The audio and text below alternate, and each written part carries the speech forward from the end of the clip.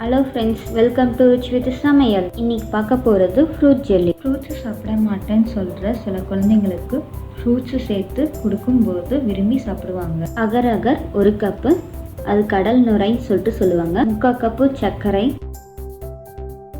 ஒரு apple cut பண்ணி வச்சுருக்கேன், 2 வாழைப்பழம் கட் பண்ணி வச்சுருக்கேன், ஒரு மாதுளை உரிச்சு வச்சுருக்கேன், 1 கப்பு அகர் அகருக்கு 3 கப்பு தண்ணி. ஃப்ரூட் ஜெல்லி எப்படி செய்கிறது பார்க்கலாம் வாங்க. தண்ணி முதல்ல பேனில் ஊற்றி நல்லா கொதிக்கும் போது ஸ்டவ்வை ஆஃப் பண்ணிடலாம்.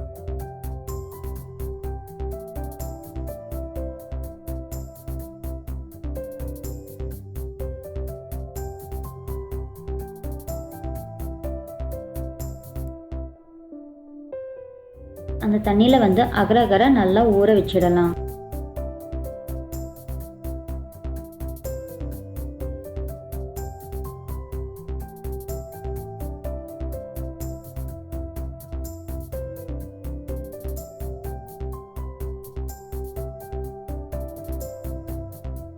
ஆறின பிறகு மிக்ஸி ஜாரில் மாற்றி நல்லா ஓட்டிக்கலாம்.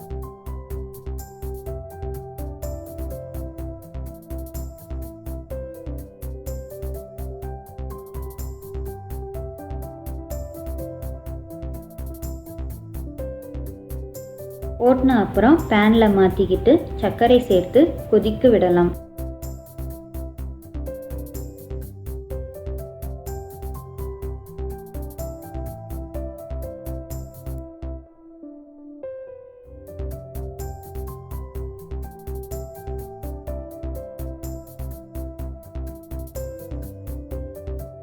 ஒரு 5 நிமிஷம் கொதிக்க விட்டுட்டு இறக்கி வச்சிடலாம். ஆறின அப்புறம் பவுலில் மாற்றி மூடி ஃப்ரிட்ஜில் வச்சிடலாம். இது சூடாக இருக்கும்போது தண்ணி மாதிரி தான் தெரியும். ஃப்ரிட்ஜில் வச்சு 3 இல்லைன்னா 4 மணி நேரம் வச்சுருந்தா ஜெல்லி மாதிரி ஆகிடும்.